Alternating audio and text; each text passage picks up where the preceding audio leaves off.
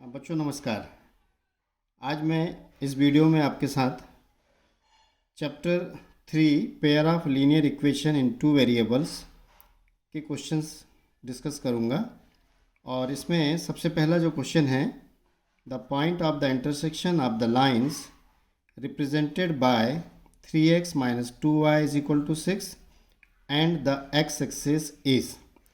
देखिए यहाँ पे क्या बोला है, एक लाइन है आपके पास, मैं इसको लिख लेता हूँ यहाँ पे 3x minus 2y is equal to 6 and साथ में क्या बोला है, x एक्सिस।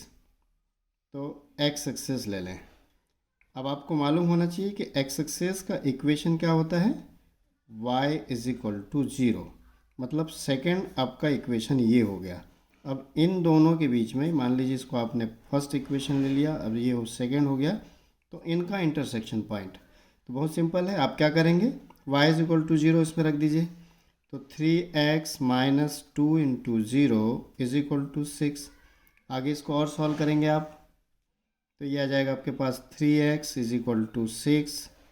इसको और सिंप्लीफाई करेंगे, 3 को क्रॉस करेंगे तो 6/3 इज इक्वल टू कितना आ गया, 2। तो x की वैल्यू 2 आ गई और y की वैल्यू आपके पास 0 ऑलरेडी है। तो जो पॉइंट ऑफ इंटरसेक्शन हो गया आपके पास 2, 0। अब देखें ऑप्शन में कौन सा आंसर हो सकता है इसमें। तो देखिए 2, 0 जो है ऑप्शन ए है, तो इसका आंसर हो गया A. Okay, now next question. तो क्वेश्चन नंबर 2 देखेंगे। The sum of the numerator and denominator of a fraction is 8। मतलब यहाँ पे न्यूमरेटर डिनोमिनेटर हमारे पास फ्रैक्शन है। If the denominator is increased by 1, denominator जो है उसमें 1 इंक्रीज कर रहे हैं, द फ्रैक्शन बिकम 1/2। तो अलजेब्रिक रिप्रेजेंटेशन कैन बी। मतलब ये जो सिचुएशन दी गई है इसके लिए हमको अलजेब्रिक सिचुएशन बताना है। ऑप्शन में वही दिए हुए हैं। तो सपोज कर लेते हैं कि न्यूमरेटर जो है x है और डिनोमिनेटर y है। ठीक, अब इसके अकॉर्डिंग जो फर्स्ट कंडीशन है क्या बोला है, देखें। The sum of the numerator and denominator means x plus y is equal to 8। ये आपकी फर्स्ट इक्वेशन डेवलप हो गई। अब सेकेंड कंडीशन चलेंगे। If the denominator is increased by 1, denominator हमने y लिया हुआ है तो उसको इंक्रीज्ड बाय 1 किया, मतलब +1 हो जाएगा। द फ्रैक्शन बिकम, फ्रैक्शन क्या हो जाता है, 1/2। तो ये सेकंड सिचुएशन हो गई। क्या इसी फॉर्म में दिया है कि इसको और आगे सिंप्लीफाई करना पड़ेगा, देख लेते हैं। ऑप्शन देख के समझ में आ जाएगा। तो जो ऑप्शंस अवेलेबल हैं, हाँ ये डी ऑप्शन देखो आप, x plus y is equal to 8 ये है आपके पास, और second x upon y plus 1 is equal to 1/2 है ना। तो इसका आंसर हो जाएगा D. Now next question. Next question, third question. If x is equal to a and y is equal to b is the solution of the equation x minus y is equal to 2। मतलब आपके पास एक equation है x minus y is equal to 2। इसके solutions क्या हैं, x is equal to a है और y इज इक्वल टू आपको क्या दिया हुआ है, b। ओके, आगे देखें क्वेश्चन में क्या बोला है। Then the values of a and b are respectively. मतलब a और b की वैल्यू क्या होगी। तो सेकेंड इक्वेशन भी यहाँ दे रखा है, क्या है, x plus y is equal to 4। अब ये केवल आपको कंफ्यूज करने के लिए दे रखा है, आप सिंपली इसको सॉल्व कर लीजिए। तो देखिए y के साइन अपोजिट हैं, इन दोनों का एडिशन करेंगे तो y कैंसिल हो जाएगा और x प्लस एक्स कितना हो गया आपके पास 2x, और इन दोनों का ऐड किया तो कितना हो गया 6। इसको आगे सॉल्व करते हैं आप, तो x इज इक्वल टू 6/2 आया, ये फाइनली कितना हो गया, 3 हो गया। तो देखिए यहाँ पे ये x मतलब a की वैल्यू, तो A3 इसमें ऑप्शन में है, a में है और c में है, इसका मतलब हमको और सॉल्व करना पड़ेगा। ठीक, तो इस x की वैल्यू को इन दोनों में से किसी भी इक्वेशन में रख दें। तो यहाँ पे पुट कर देते हैं, तो x की वैल्यू 3 है, 3 प्लस वाई सेकेंड में रख रहा हूँ ना, इज इक्वल टू 4। तो ये y इज इक्वल टू, ये 3 को उधर शिफ्ट किया हमने, तो 4 माइनस 3 इज इक्वल टू कितना आ गया, 1। यानी y मतलब क्या है हमारे पास, b है। तो b का वैल्यू 1 है और a का वैल्यू 3 है। तो ये ऑप्शन आपका क्या हो जाएगा, सी ऑप्शन हो जाएगा। बहुत सिंपल क्वेश्चन है, आपको कॉन्सेप्ट मालूम होना चाहिए तो क्वेश्चन में दिक्कत नहीं होगी। Okay, now next question, question number 4, ax plus by plus c is equal to 0 where a, b, c are real numbers is called a linear equation in two variables x and y if। अब यहाँ पे देखिए, आपको मालूम होना चाहिए कि जो लीनियर स्टैंडर्ड इक्वेशन आपके पास जो है A x plus B Y plus C is equal to zero, ये linear equation in two variable रहेगा किस कंडीशन में, ए और बी में से कम एक जो है एटलीस्ट वन नॉन जीरो होना चाहिए। क्या होना चाहिए, नॉन जीरो। ओके, यदि दोनों जीरो हो जाएंगे तो क्या होगा, आप देख रहे हैं दोनों जीरो हो जाएंगे तो ये भी जीरो हो गया, वाई वाली टर्म भी जीरो हो गई, और plus C is equal to zero, मतलब ये क्या linear equation in two variable रह पाएगा, नहीं रह पाएगा। ठीक है ना, तो ये दोनों नॉन जीरो होना चाहिए। अब इस कंडीशन को ध्यान में रखते हुए तो a is not equal to B दिया हुआ है, ये हो सकता है। साथ में A square is equal to B square कब होगा, देखिए रियल नंबर का स्क्वायर हमेशा पॉजिटिव होता है, और कोई भी दो रियल नंबर को यदि आप स्क्वायर करेंगे तो उनकी वैल्यू इक्वल, यानी पॉजिटिव वैल्यू इक्वल, ये उसी कंडीशन हो सकती है जब ए और बी जीरो होंगे, तो ये ऑप्शन आपका नहीं हो सकता। अब इसको देखें, A square plus B square is equal to zero, तो ये भी मतलब तभी इक्वल टू ज़ीरो होगा जब आपका ए और बी दोनों जीरो होंगे, तो ये इक्वल टू ज़ीरो आएगा, तो मतलब ये वाला ऑप्शन भी नहीं हो सकता। ठीक है ना, अब ये A square plus B square is not equal to zero, देखिए दोनों पॉजिटिव नंबर हैं और ये नॉट इक्वल टू ज़ीरो, तो ये not equal to zero means या तो ए ज़ीरो होगा तो b is not equal to zero होगा, या फिर a is not equal to zero होगा तो b is equal to zero होगा, है कि नहीं, या फिर दोनों a and b both not equal to zero, तब ये नॉट इक्वल टू ज़ीरो होगा। तो एक ऑप्शन ये भी है और ये भी है कि नहीं। तो ये क्वेश्चन, हालांकि मैंने इसमें रिसर्च नहीं किया था, क्वेश्चन मैंने ऐसे ही उठा लिया था, तो यहाँ पे कन्फ्यूज़न सिचुएशन क्रिएट कर रहा है। तो देखिए a is not equal to b, ये हो सकता है कि नहीं, नॉट इक्वल है मतलब ये दोनों जीरो नहीं हो सकते, है कि नहीं, तो ये ऑप्शन भी हो सकता है, ये भी हो सकता है, तो इसमें दो ऑप्शन है। तो ऐसे क्वेश्चंस बोर्ड में नहीं आएंगे, बट यहाँ पे ये क्वेश्चन ऐसा फ्रेम हो गया है, तो इसमें दोनों ऑप्शन चलेंगे। ओके, नाउ हम नेक्स्ट क्वेश्चन की बात करेंगे। Now next question, question number 5, graphically a x plus B Y plus C is equal to zero represents a line, every solution of equation is a point, every solution of the equation is a point. Okay, मतलब आपको मालूम है कि कोई भी linear equation का यदि हम ग्राफ बनाते हैं तो क्या मिलता है, स्ट्रेट लाइन मिलता है। ओके, वही चीज़ यहाँ पे बोला हुआ है। अब आगे बात करते हैं, क्या बोला है ऑप्शन में वो देखेंगे। On the line representing it, not on the line representing it, on the x axis, on the y axis. देखिए क्या बोला है, ग्राफिकली ये किसको रिप्रेजेंट कर रहा है, लाइन को।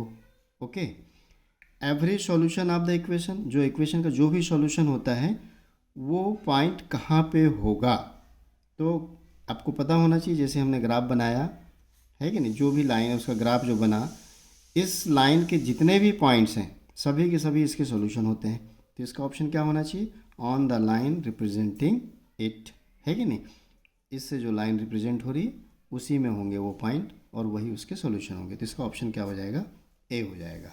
ठीक, next question, question number 6,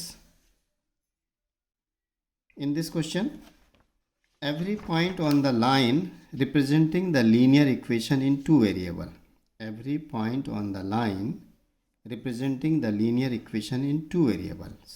okay, तो अब इसमें क्या बोल रहा है, इसको ऑप्शंस को देखेंगे, क्वेश्चंस में पूरी चीज़ें क्लियर नहीं, ऑप्शन के साथ चलेंगे। May not be solution of the equation, अब देखिए जो ऑप्शन आ रहा है उसके बेस पे फिर से इसको रीड करते हैं। Every point on the line, जो भी लाइन है जो लीनियर इक्वेशन रिप्रेजेंट कर रही है उसके एवरी पॉइंट, उसके बारे में बात कर रहा है। May not be solution of the equation, ये नहीं हो सकता क्योंकि वो सॉल्यूशन होते हैं। सॉल्यूशन ऑफ द इक्वेशन यही ऑप्शन होगा। तो भी मैं बाकी ऑप्शन पे रीड कर दूँ। Is a solution if it is also a point on the x axis. नहीं, ज़रूरी नहीं है वो एक्स एक्सिस का पॉइंट हो, उस लाइन में है तो कहीं पे भी हो सकता है। भाई देखिए, जैसे हमने लाइन ड्रॉ किया है कि नहीं, ये लाइन ले लिया, जरूरी नहीं कि वो एक्स एक्सिस का पॉइंट ही सॉल्यूशन होगा। ये भी हो सकता है, ये भी हो सकता है, ये भी हो सकता है, ये भी हो सकता है, ये भी हो सकता है, ये भी हो सकता है ना। तो थर्ड ऑप्शन भी नहीं होगा इसमें। और D is a solution of the equation if it is also a point on the y axis. तो ये भी जरूरी नहीं कि वाई एक्सिस में उसको होना चाहिए। तो इसका ऑप्शन आपका बी ही होगा, जिसका आंसर क्या होगा, बी। देखिए, यदि कॉन्सेप्ट क्लियर है तभी आप क्वेश्चंस के बारे में कंप्लीट डिस्कशन कर सकते हैं। मैं आपको पहले ही बता चुका हूँ कि एमसीक्यू क्वेश्चंस जो हैं ये बहुत डेंजरस होते हैं। यदि आपके कॉन्सेप्ट क्लियर नहीं है तो आपको ये गड्ढे में भी डाल सकते हैं ना। तो आप देखिए, इस बात को समझिए। सबसे पहले आपके कॉन्सेप्ट्स क्लियर होने चाहिए, उसके बाद ही आप क्वेश्चंस पे। और तुक्का कहाँ तक काम करेगा बेटा, ये है ना, ये काम नहीं करता है। कभी कभी बाय लक है ना, ये सही हो जाते हैं। बाकी ये आपको ध्यान रखना है कि कॉन्सेप्ट क्लियर होगा तभी आप जो है क्वेश्चंस पे फुल कॉन्फिडेंस के साथ आंसर डिक्लेयर कर पाएंगे। Now question number 7। आपके पास इक्वेशन है y is equal to a plus b upon x, where a and b are the real numbers. If y is equal to 1 तो कब है, बोल रहा है when x is equal to -1। तो एक काम करते हैं, इसको यहाँ पे अप्लाई करते हैं, है ना। y की वैल्यू 1 होगी किस कंडीशन में, when x is equal to -1, तो b अपॉन -1। तो ये आ गया आपके पास 1 इज इक्वल टू, ये माइनस इसके साथ मर्ज हो जाएगा तो a माइनस बी। मतलब आपके पास एक इक्वेशन आ गया a minus b is equal to 1। इसको इक्वेशन नंबर 1 मार्क कर लीजिए। सेकेंड कंडीशन में दिया हुआ है y is equal to 5 when x is equal to -5, है ना। y is equal to 5 when x is equal to -5। तो इसको भी इसमें पुट करें तो देखें क्या मिलता है। y का वैल्यू 5 ले लिया, a प्लस बी अपॉन -5, इसमें एलसीएम ले लें और माइनस को यहाँ पे मर्ज कर दीजिए। तो एक स्टेप बढ़ा लीजिए आप, तो 5a माइनस बी अपॉन 5 लिख दीजिए। अब इसमें एलसीएम लेंगे तो 5 इज इक्वल टू, है ना, 5 एलसीएम हो गया, 5 इससे मल्टीप्लाई होगा तो 5a माइनस बी। 5 को क्रॉस कर लीजिए तो 25 is equal to 5a minus b. अब ये आपके पास आ गया 5a minus b is equal to 25। Okay, this is the second equation. अब आपको a प्लस बी निकालना है। ओके, तो यदि हम डायरेक्टली इसको करेंगे तो a का ही वैल्यू निकलेगा। चलिए a का वैल्यू निकाल लेते हैं। तो बाय सेकेंड माइनस 1 कर लें, सेकेंड इक्वेशन से 1 को माइनस कर दें। तो 5a minus b is equal to 25 और a minus b is equal to 1 है। इसको माइनस कर रहे हैं हम तो साइन चेंज हो जाएगा। ओके, ये माइनस हो गया तो ये b कैंसिल आउट हो गया आपके पास। तो ये कितना आ गया, 4a इज इक्वल टू, इसको सॉल्व किया तो 24 आ गया। तो finally a is equal to 24 upon 4 means 6 आ गया। ठीक, अब a का वैल्यू 6 निकल गया तो उसको फर्स्ट इक्वेशन में रख दें हम, तो वहाँ से हम b निकाल लेंगे। ठीक, तो इसमें पुट कर दें इन फर्स्ट, तो a कितना है 6 minus b is equal to 1। b को इधर शिफ्ट कर दीजिए, 1 को इधर ले आइए, तो 6 minus 1 is equal to b उधर शिफ्ट हो गया। तो ये आ गया आपके पास b इज इक्वल टू 5। अब b का वैल्यू और a का वैल्यू दोनों निकाल लिया तो दोनों का एडिशन a प्लस b निकालना है। तो a plus b is equal to कितना आ गया आपके पास, a जो है 6 है और b जो है 5 है, इज इक्वल टू कितना आ गया 11। तो ऑप्शन में जाएंगे, देखेंगे यहाँ पे 11 ऑप्शन है कि नहीं है, और ये आपका सी ऑप्शन है। तो इस तरह से मतलब ये जो हो गया इसका आंसर सी होगा। Okay, now next question. अब जो नेक्स्ट क्वेश्चन है 8th question, the point of the form a b, generally हम लोग कोऑर्डिनेट ऐसे ही लिखते हैं, always lies on the line. अब इनमें से किस लाइन में वो लाइज करेगा, ठीक है, ये हमको देखना है।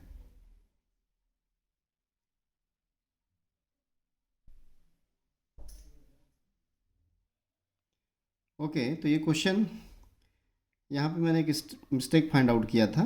एक्चुअली लिखने में मिस्टेक हो गया था, बी लिख दिया था मैंने, एक्चुअली वो ए है। ओके, तो the point of the form a always lies on the line is. अब वो इनमें से किस में लाई करेगा?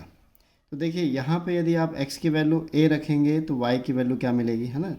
x की वैल्यू आपने a रख दिया, माइनस साइन है तो y is equal to minus A मिल रहा है। तो यहाँ y की वैल्यू माइनस ए है क्या? नहीं है, मतलब ये ऑप्शन नहीं हो सकता। यहाँ x की वैल्यू आपने a रखा तो y माइनस, और इस तरह से y इज इक्वल टू आपके पास कितना मिल रहा है? माइनस 2a, तो ये भी नहीं हो सकता। इसमें यदि आपने x की वैल्यू a रखा तो y इज इक्वल टू ए मिल गया, मतलब y भी a आ गया। तो ये ऑप्शन जो है को सेटिस्फाई करने वाला पॉइंट हमारे पास सी है। ऐसे ही बहुत आसान क्वेश्चन था, आपको समझाने के लिए मैंने इतने डिटेल में लिया उसको। Next question, question number 9। In this question, if a pair of linear equation in two variable is inconsistent, then the lines represented by two equation are। Okay, तो मैं इसमें एक चीज़ बता दूं आपको कि यदि पेयर दिया हुआ है, मान लीजिए कि आपका a1x plus b1y plus c1 is equal to 0 first equation है, और a2x plus b2y plus c2 आपका ये सेकंड इक्वेशन है। ओके, तो इसमें आपको देखना है कि जो कोफिशिएंट रिलेशन है आपके पास, a1 upon a2 is not equal to b1 upon b2, ये फर्स्ट कंडीशन है। फिर a1 upon a2 is equal to b1 upon b2 is equal to c1 upon c2, ये सेकंड कंडीशन है। और a1 upon a2 is equal to b1 upon b2 is not equal to c1 upon c2, ये third है। ठीक, ये तीन चीज़ें mind में सेट कर लीजिए। तो यहाँ से तीन चीज़ें निकल के आती हैं। यदि हम ग्राफ की बात करें तो लाइंस कैसी होंगी? इंटरसेक्टिंग। ओके, इसमें यदि हम चलते हैं तो इसमें होंगी कोइंसाइडेंट, और इसमें जो है पैरेलल। ठीक, अब ये इंटरसेक्टिंग है तो यहाँ पे सेकंड चीज सॉल्यूशन कंडीशन क्या होती है? Unique solution. ओके, इसमें infinitely many solution,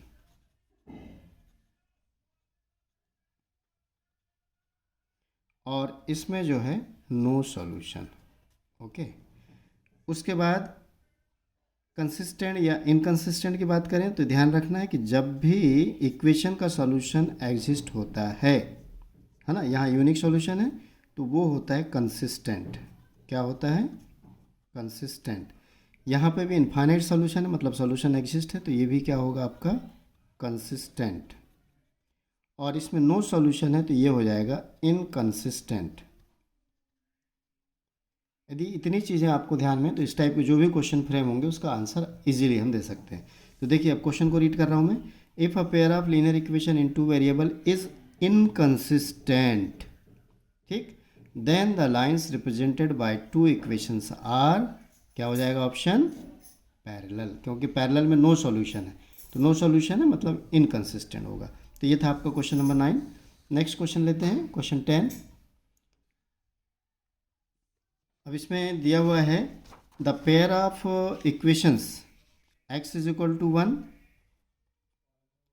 and y is equal to 1 represents.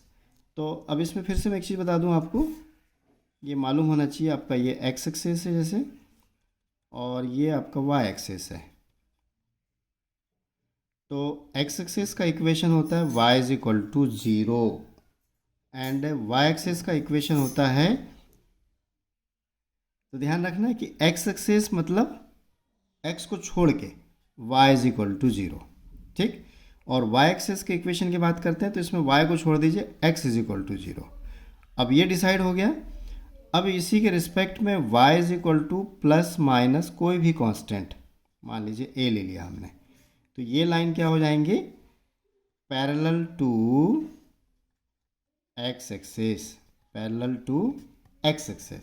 Similarly यहाँ पे अब जीरो को छोड़ के दूसरे नॉन जीरो कांस्टेंट लेते हैं तो x इज इक्वल टू यदि हमने ले लिया प्लस बी या माइनस बी, जो भी ले लिया, ठीक, तो ये हो जाएगा आपका पैरेलल टू y एक्सिस। ये इंपॉर्टेंट कॉन्सेप्ट है ये, है ना।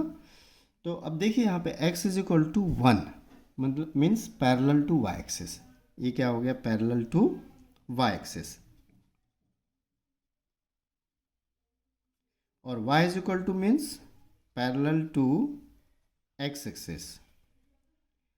अब इनके बारे में क्या बोला है, represent parallel lines, coincident line, intersecting lines which are perpendicular, intersecting lines but not perpendicular। तो देखिए ये एक है x एक्सिस के पैरेलल और दूसरी है y एक्सिस के पैरेलल। आपको मालूम है एक्सिस परपेंडिकुलर होते हैं, तो ऑब्वियसली उनके पैरेलल लाइंस जो होंगी वो भी परपेंडिकुलर होंगी। तो ऑप्शन क्या होना चाहिए यहाँ पे, सी ऑप्शन होना चाहिए। तो इसका आंसर आपका सी होगा, ठीक। Now next question, question number 11 है यहाँ पे, pair of equations y is equal to 3 and y is equal to 8। y is equal to 3 and y is equal to 8। अभी मैंने इसके प्रीवियस क्वेश्चन में आपसे डिस्कस किया था कि y is equal to any constant क्या होती है, पैरेलल टू x एक्सिस। मतलब ये भी x एक्सिस के पैरेलल है, ये भी x एक्सिस के पैरेलल है। तो जब लाइन पैरेलल है तो क्या होगा solution situation, 1 solution, 2 solution, infinitely many solution, no solution. तो पैरेलल लाइन है तो ऑप्शन हो जाएगा नो सोल्यूशन। तो ये आपका क्वेश्चन नंबर 11 था। Next question, question number 12, the value of k for which the system of equations this and this has no solution. अब देखिए यहाँ पे a1 क्या है आपके पास, कोफिशिएंट ऑफ x 1 है, b1 आपके पास 3 है, c1 आपके पास -3 है। सिमिलरली a2 आपके पास कितना है 4, b2 k है एंड c2 7 है।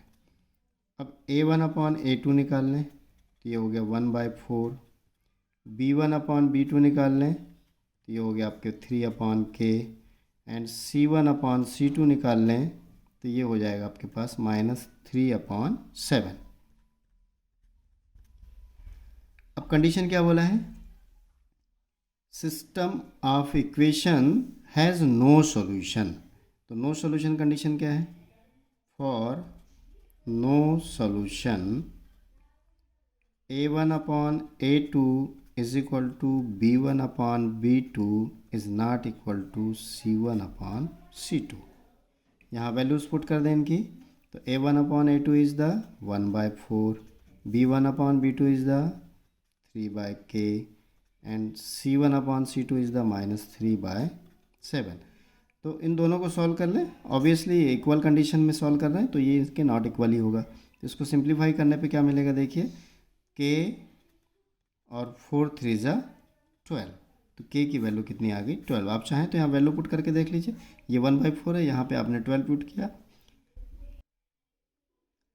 तो आप जब यहाँ 12 पुट करेंगे तो 3 4 ज़ा 12, तो 1/4 आएगा। तो ऑप्शन आपका क्या होना चाहिए, k इज इक्वल टू 12। तो ये ऑप्शन डी हो गया, ठीक। उसके बाद नेक्स्ट क्वेश्चन जो 13 क्वेश्चन है, ये एकदम अलग टाइप का क्वेश्चन है और मुझे अच्छा लगा ये क्वेश्चन, इसलिए मैंने इसको लिया है। इसमें आपके पास 3 पेयर दिए हुए हैं और उनके अगेंस्ट में कोइंसाइडेंट, इंटरसेक्टिंग और पैरेलल लाइंस दिया है। इनको मैच करके ऑप्शन बताना है कि इनमें से कौन सा ऑप्शन करेक्ट होगा, ठीक। थोड़ा सा वर्क इसमें ज़्यादा करना पड़ेगा। तो देखिए यहाँ पे अब मैं डायरेक्ट लिख रहा हूँ, 2/3 है और ये 5/4 है, तो ऑब्वियसली दोनों नॉट इक्वल हैं। उसके बाद इसमें देखें आप 2/6 और ये है 5/15, तो 2 3 जा एंड 5 1 जा 5 3 जा, आप देख रहे हैं दोनों 1/3 आ रहा है। तो फिर हम इसको भी निकाल लें तो ये 10/20, ये तो इक्वल है, ये 0 कैंसिल हो गया तो ये 1/2 आ रहा है, तो ये नॉट इक्वल हो गया। मतलब यहाँ पे आपके पास a1 upon a2 is not equal to b1 upon b2 आ गया। यहाँ पे क्या आ रहा है आपके पास, a1 upon a2 is equal to b1 upon b2 is not equal to c1 upon c2, ठीक। अभी 2 निकाल लिए ना, तो हम 2 से मैच कर लेंगे। तो फर्स्ट के साथ क्या मैच करेगा, इंटरसेक्टिंग, फर्स्ट के साथ क्या मैच करेगा a। उसके बाद सेकंड के साथ पैरेलल लाइंस, तो ऑब्वियसली थर्ड के साथ ए कोइंसिडेंट होगा। ठीक है, इसको सॉल्व करने की ज़रूरत नहीं है। मतलब मैचिंग क्या हो रही है उसको लिख रहे हैं यहाँ पे, फर्स्ट के साथ बी, सेकंड के साथ सी और थर्ड के साथ ए। अब ऑप्शन में आए हम, तो फर्स्ट के साथ बी, सेकंड के साथ सी, ये ऑप्शन है, फर्स्ट के साथ बी, सेकंड के साथ सी और थर्ड के साथ ए। तो आपका ऑप्शन क्या हो गया यहाँ पे, सी हो गया। ठीक, नाउ लास्ट क्वेश्चन इस वीडियो का, और इस क्वेश्चन में देखें हम क्या बोल रहे हैं। Okay okay, the equations A x plus B Y plus C, मतलब फर्स्ट इक्वेशन आपके पास A x plus B Y plus C is equal to 0। Second equation है आपके पास D X plus E Y plus C is equal to 0। Represent the same straight line. Same straight line का मतलब क्या हो गया, कोइंसिडेंट। ओके, अब coincident है मतलब क्या आ जाएगा, a1 upon a2 is equal to b1 upon b2 is equal to c1 upon c2। इनकी वैल्यूज़ पुट करें तो ये a upon D is equal to b upon E is equal to c upon सी।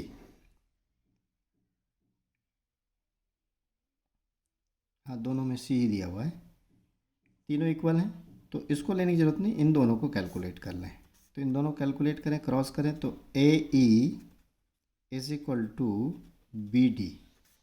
अब यहाँ पे A is equal to B D option है क्या,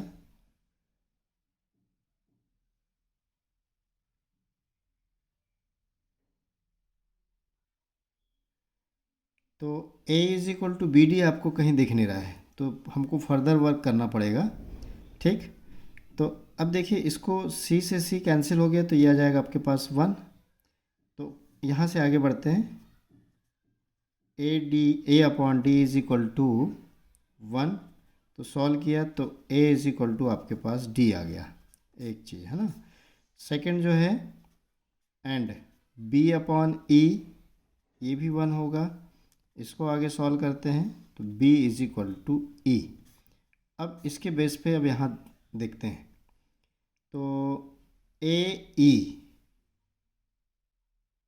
कहीं दिख रहा है कि ए ई नहीं दिख रहा है। ठीक,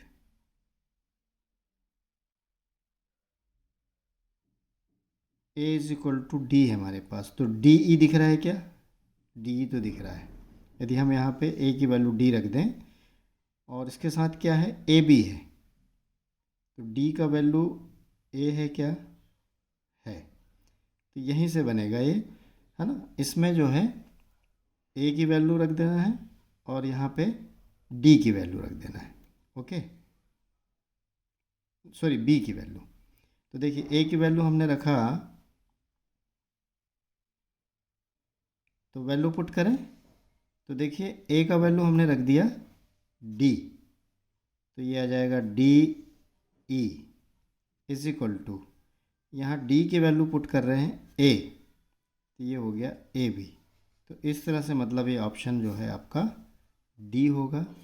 और ये क्वेश्चन में ये ट्विस्ट है ना, कंफ्यूज करने के लिए पूरे इसमें हथियार हैं, तो देखना है आपको।